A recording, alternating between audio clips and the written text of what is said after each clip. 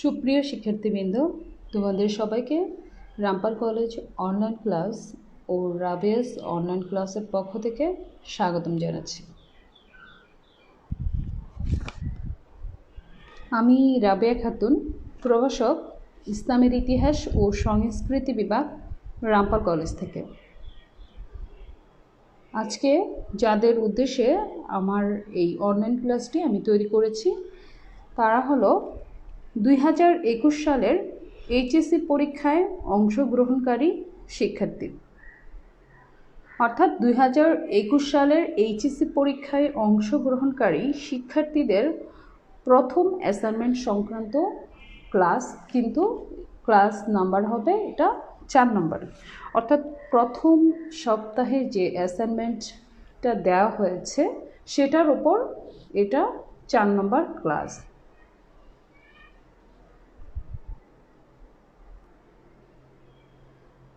আজকে আমরা যে বিষয়টা নিয়ে আলোচনা করব সেই বিষয়টা হলো অ্যাসাইনমেন্ট নম্বর 1-এর নির্দেশক খ। নির্দেশক খতে বলা হয়েছে প্রাক ইসলামী যুগের রাজনৈতিক অবস্থা ব্যাখ্যা করো। অর্থাৎ আজকে আমরা প্রাক ইসলামী যুগের রাজনৈতিক অবস্থার গুরুত্বপূর্ণ বিষয়গুলো ব্যাখ্যা সহকারে জানব। প্রাক ইসলামী যুগের রাজনৈতিক অবস্থার গুরুত্বপূর্ণ কয়েকটি পয়েন্ট আমি এখানে পয়েন্ট আউট করে দিয়েছি, সেগুলো আমরা দেখে নিই। 1 নম্বরে বলা হয়েছে যে কেন্দ্রীয় শাসন ব্যবস্থার অভাব। 2-এ বলেছি গোত্রভিত্তিক শাসন ব্যবস্থার কথা বলেছি। 3 গোত্রীয় দ্বন্দ্ব ও কলহ। 4 গোত্রপ্রীতি ও আসাবিয়া। 5 গোত্রীয় জোটের উপস্থিতি ছিল। 6 হলো গোত্র প্রধান ভিত্তিক রাজনীতি। 7 মন্ত্রণা সভার উপস্থিতি। 8 পৌর সমিতির উপস্থিতি। ও সর্বশেষ যে পয়েন্টের কথা বলেছি সেটা হলো প্রাক ইসলামী যুগের রাজনীতিতে সুষ্ঠু বিচার ব্যবস্থার অভাব কিন্তু ছিল। সে বিষয়গুলো নিয়ে আজকে আমরা আলোচনা করব।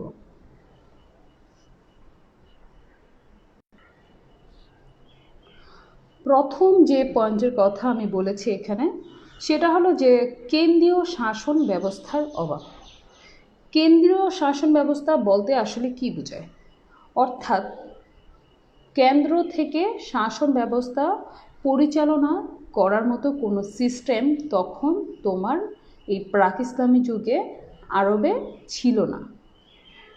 অর্থাৎ কেন্দ্রীয় কোনো শাসন ব্যবস্থা পরিচালনা করার জন্য কোনো সরকার ব্যবস্থা বা কেন্দ্রীয় শাসন ব্যবস্থা তোমার ছিল না। তোমার বিশেষ করে দেখো, আমরা আগের ক্লাসে আমরা বলেছি যে প্রাক ইসলামী যুগে আরবের অধিবাসীদের 2 ভাগে বিভক্ত করা হয়েছিল। একটি হলো মরুবাসী আরব, যাদেরকে বেদুইন বা যাযাবর বলা হয়, আর অন্যদিকে শহরে বসবাসকারী স্থায়ী বাসিন্দারা। মূলত শহর যে সকল আরবরা বসবাস করত তাদের রাজনৈতিক অবস্থা তোমার কিছুটা ভালো ছিল, কিন্তু মরুভূমিতে যে সকল আরবরা বসবাস করত তাদের রাজনীতি বলতে আসলে তেমন কোনো নীতি ছিল না। তা ছিল মূলত অরাজকতাপূর্ণ। তো তখন তোমার কেন্দ্রীয় শাসন ব্যবস্থার একটা অভাব পরিলক্ষিত হয়েছে। তো কেন্দ্রীয় শাসন ব্যবস্থার যেহেতু অভাব ছিল, তাহলে কোন ধরনের শাসন ব্যবস্থা সেখানে বিরাজ করছিল সেটা আমরা সেই সম্পর্কে এখন আমরা জানব। এখানে 2 নম্বর পয়েন্টে দেখো আমি বলেছি যে গোত্রভিত্তিক শাসন ব্যবস্থা। অর্থাৎ তখন তোমার কেন্দ্রীয় শাসন ব্যবস্থা না থাকলেও কিন্তু প্রাক ইসলামী যুগে একটি শাসন ব্যবস্থা কায়েম ছিল, আর সেটা হলো তোমার গোত্রভিত্তিক শাসন ব্যবস্থা সেখানে কায়েম ছিল। তোমার গোত্রের মধ্যে বিশেষভাবে উল্লেখযোগ্য ছিল বনু বকর, গোত্র, বনু তাগলিব গোত্র প্রভৃতি গোত্র। যেহেতু আমরা বলেছি যে প্রাক ইসলামী যুগে আরবে কেন্দ্রীয় শাসন ব্যবস্থা ছিল না, তাই আরবরা বিভিন্ন গোত্রে বিভক্ত হয়ে গোত্রীয় শাসন ব্যবস্থা চালু করেছিল। আরবরা নিজ নিজ গোত্রের যে প্রধান ছিল তাকে বলা হতো শেখ। তো নিজ নিজ গোত্রের নিয়ম নীতির প্রতি এরা ছিল শ্রদ্ধাশীল। গোত্রীয় নিয়মেই তাদের রাজনৈতিক কার্যক্রম পরিচালিত হতো। তাদের সমাজ জীবনেও গোত্র ছিল বিভিন্ন বিপদ আপদের রক্ষা কবচ। মূলত প্রাক ইসলামী যুগে গোত্রভিত্তিক শাসন ব্যবস্থা বিরাজমান ছিল। প্রত্যেকটি গোত্রের ভিন্ন ভিন্ন নিয়মকানুন ছিল, সেই অনুযায়ী মূলত প্রাক ইসলামী যুগের রাজনৈতিক ব্যবস্থা পরিচালিত হতো। প্রাক ইসলামী যুগের রাজনীতির অন্যতম একটি বৈশিষ্ট্য বা অবস্থা হলো গোত্রীয় দ্বন্দ্ব ও কলহ, যেটাকে আমরা গোত্রীয় সংঘাত বলতে পারি। তো প্রাক ইসলামী যুগে আরবে মনে করো যে ছোট ছোট যে ক্ষুদ্র ক্ষুদ্র বিষয়গুলো নিয়ে তোমার বিভিন্ন গোত্রের মধ্যে ঝগড়া বিবাদের সৃষ্টি হতো। যেমন মনে করো যে পানির নহর, গবাদি পশু, তৃণভূমি, ঘোড়দৌড় প্রভৃতি ছোট ছোট বিষয় নিয়ে বিষয়কে কেন্দ্র করে, যে তুচ্ছ ঘটনাকে কেন্দ্র করে তোমার এক গোত্রের সাথে অন্য গোত্রের একটা রক্তক্ষয়ী সংঘর্ষ হয়ে যেত। কোনো কোনো ক্ষেত্রে এই সংঘর্ষ তোমার দীর্ঘদিন ধরে চলতে থাকতো। যেমন তোমার একটি উটকে প্রহার করার ঘটনাকে কেন্দ্র করে তোমার প্রাক ইসলামী যুগের বনু বকর ও বনু তাগলিব নামক দুটি গোত্র ছিল, সেই গোত্রের মধ্যে সংগঠিত হয়েছিল একটি যুদ্ধ। সেই যুদ্ধটির নাম হলো বাসুসের যুদ্ধ। এই বাসুসের যুদ্ধটি তোমার দীর্ঘ 40 বছর স্থায়ী হয়েছিল। মূলত এসব গোত্রীয় যে কলহ বা সংঘাত তোমার বিরাজমান ছিল, সেই জন্য তোমার এইসব গোত্রীয় কলহ আইয়াম আল আরব বা আরবদের দিন নামে পরিচিত। এই যুগেই তোমার মনে করো সংগঠিত হয়েছিল যে সকল যুদ্ধ, সে সকল যুদ্ধের মধ্যে সবচেয়ে মারাত্মক বা দীর্ঘস্থায়ী হয়েছিল তোমার বুয়াসের যুদ্ধ, তারপর হলো বাসুসের যুদ্ধ, তারপর হারবুল ফিজারের যুদ্ধ বিশেষভাবে উল্লেখযোগ্য। একজন ঐতিহাসিক ছিলেন ঐতিহাসিক এডওয়ার্ড গিবন। তোমরা অনেকেই তার নাম শুনে থাকবে। ঐতিহাসিক এডওয়ার্ড গিবন এর মতে এই যে তোমার প্রাক ইসলামী যুগে আরবদের মধ্যে বিভিন্ন গোত্রের সাথে এক গোত্রের সাথে আরেক গোত্রের প্রায় 17টি যুদ্ধ সংগঠিত হয়েছিল। তো বুঝতেই পারছো যে গোত্রীয় কলহ, দ্বন্দ্ব এবং সংঘাত কতটা তোমার শক্তিশালী ছিল এই প্রাক ইসলামী যুগের রাজনীতিতে। তার পরের যে পয়েন্টটা সেটা হলো গোত্রপ্রীতি ও আসাবিয়া। দেখো, আমরা তো এতক্ষণ প্রাক ইসলামী যুগের রাজনীতির একটা পয়েন্ট গোত্রীয় দ্বন্দ্ব ও কলহ সম্পর্কে জেনেছি। এখন আমরা একটু ভিন্ন চিত্র সম্পর্কে জানব। সেটা হলো গোত্রপ্রীতি, যেটাকে বলা হয়ে থাকে গোত্রীয় চেতনা বা আসাবিয়া। মূলত গোত্রীয় চেতনা গোত্রের জন্য মমত্ববোধ ও জানমাল উৎসর্গ করার একটা মনোভাব এবং মন মানসিকতাকে বলা হয় গোত্রীয় চেতনা বা আসাবিয়া।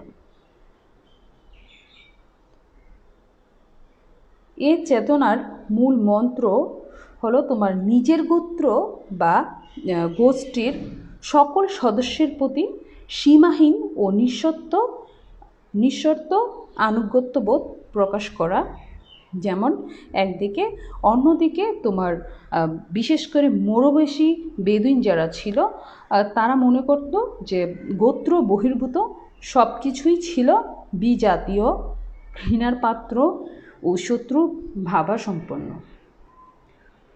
এই যে গোত্রীয় চেতনা, গোত্রের প্রতি যে গোত্রের মমত্ববোধ এবং জানমাল উৎসর্গ করে দেওয়ার যে একটা মনোভাব এবং মনমানসিকতা, সেটাকেই বলা হয়ে থাকে তোমার আসাবিয়া। এই আসাবিয়া প্রাক ইসলামী যুগের রাজনীতির অন্যতম একটি বৈশিষ্ট্য এবং একটি উৎকৃষ্ট গুণাবলীর মধ্যে অন্যতম একটি গুণাবলী।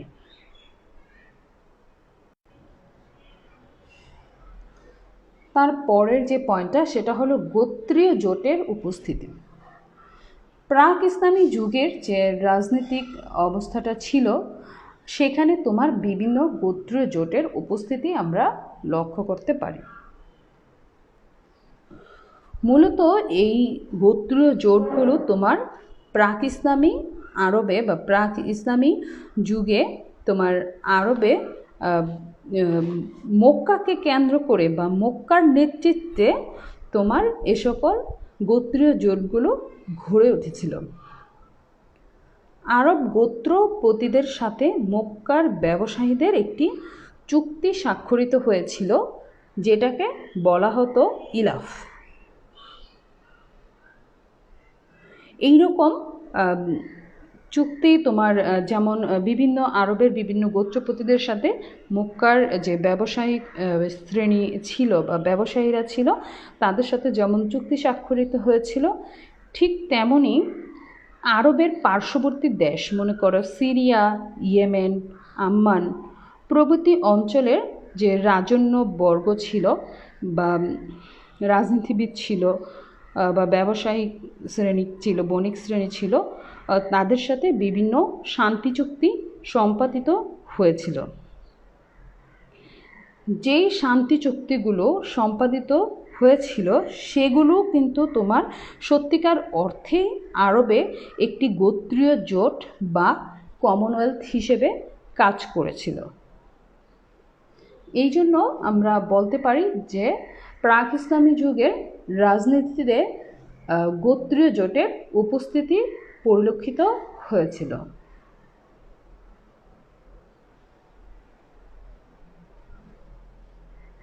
তার পরের যে পয়েন্টটা সেটা হলো যে গোত্র প্রধান ভিত্তিক রাজনীতি। মূলত তোমার প্রাক ইসলামী যুগে রাজনীতিতে বা রাজনীতি বলতে মূলত গোত্র প্রধানদের রাজনীতিকেই বোঝানো হতো। এই জন্য বলা হয়ে থাকে যে গোত্র প্রধান ভিত্তিক রাজনীতি তখন বিরাজমান ছিল। ইসলাম পূর্ব যুগে আরবদের প্রত্যেক গোত্রে একজন দলপতি থাকত, যেই দলপতিকে বলা হতো শেখ। তোমার এই শেখ নির্বাচন করা হতো বয়স, বীরত্ব, বিচক্ষণতা, অর্থনৈতিক সচ্ছলতা প্রভৃতি বিষয় বিবেচনা করে শেখ মনোনয়ন করা হতো। তোমার যে কোনো ব্যক্তিকেই কিন্তু তারা ইচ্ছে করলেই গোত্রের প্রধান হিসাবে বা দলপতি হিসেবে তারা গ্রহণ করতো না।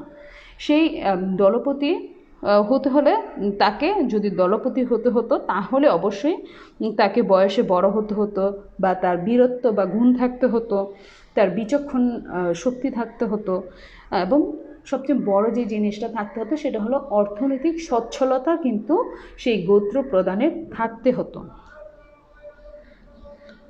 এই গোত্র প্রধান যখন নিয়োগ করা হতো তখন তার কোনো নির্দিষ্ট মেয়াদকাল ছিল না যে কতদিন তাকে গোত্র প্রধান হিসেবে গ্রহণ করা হবে।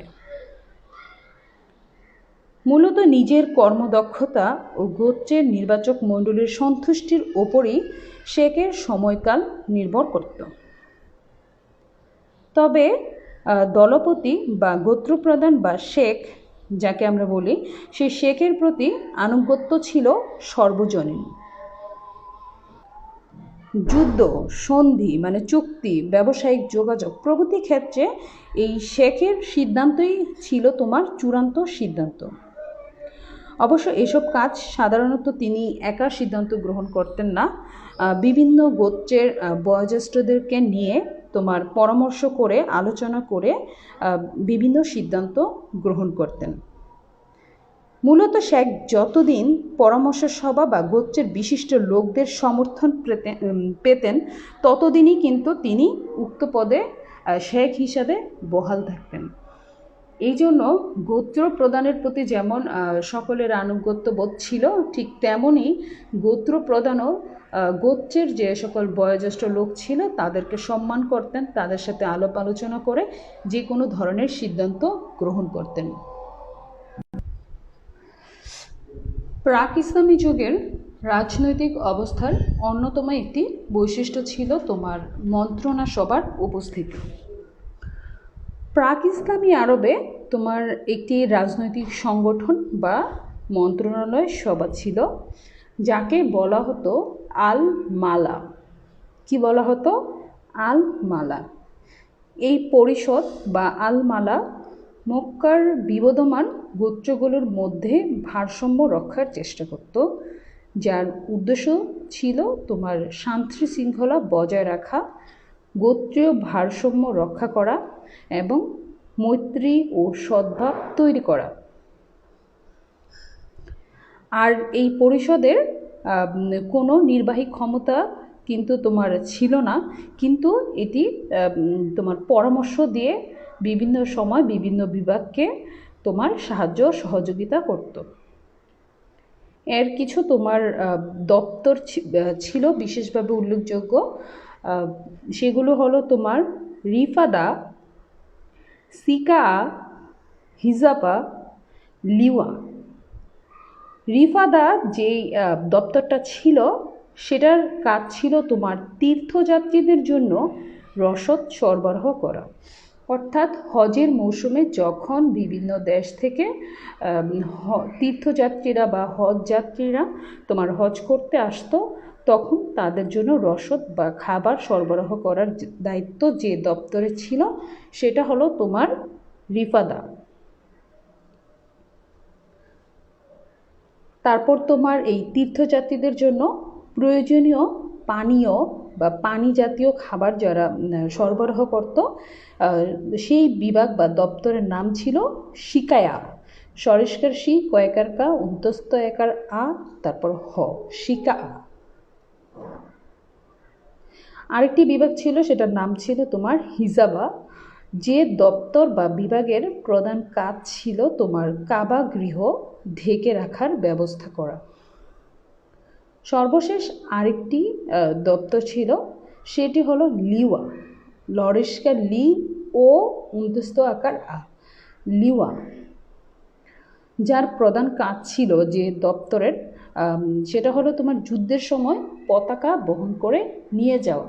অর্থাৎ যুদ্ধের সময় পতাকা বহন করার দায়িত্ব যে দপ্তরের ছিল সেটা হলো তোমার লিওয়া।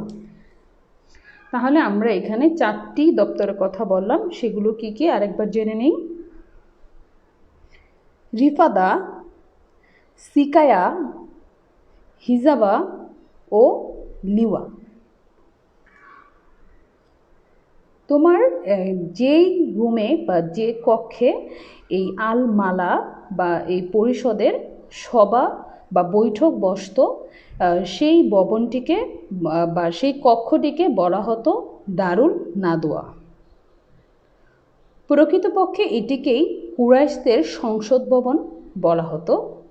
গুরুত্বপূর্ণ সব সমস্যার সমাধান তোমার এই দারুল নাদওয়াতে বসেই কিন্তু করা হতো। অবশ্য মক্কা নগরী ও কাবাগৃহ বিষয়ে সমস্যার সমাধানের জন্য সবাই তোমার কাবাগৃহের প্রাঙ্গণে একত্রিত হতো, তারপর সেখানে বসে তোমার কাবাগৃহ এবং মক্কা নগরী সম্পর্কে সিদ্ধান্ত গ্রহণ করত। তারপর তোমার প্রাক ইসলামী যুগের রাজনৈতিক অবস্থার মধ্যে আরেকটি উল্লেখযোগ্য বৈশিষ্ট্য হলো, সেটা হলো পৌর সমিতির উপস্থিতি। ওই সময়ই তোমার প্রাক ইসলামী যুগে তোমার একটি পৌর সমিতির উপস্থিতি লক্ষ্য করা যায়। দেখো, মক্কার নাগরিক এবং তীর্থযাত্রীদের সুযোগ সুবিধা নিশ্চিতকরণের জন্য মক্কায় একটি পৌর সমিতি গঠন করা হয়েছিল। মূলত তীর্থযাত্রীদের আহার মানে খাবারের ব্যবস্থা করা ও বাসস্থানের ব্যবস্থা করা, তারপর যে কোনো গোলযোগাযোগ হলে সেটার নিষ্পত্তি করা, তীর্থস্থানসমূহের পরিষ্কার পরিচ্ছন্নতা করা, তীর্থযাত্রীদের চিকিৎসা ও অন্যান্য সুবিধা দেখাশোনা বা তদারকির দায়িত্ব ছিল এই পৌর সমিতির উপর, যেটা মূলত মক্কাকে কেন্দ্র করেই তোমার গঠিত হয়েছিল এই মক্কার পৌর সমিতি।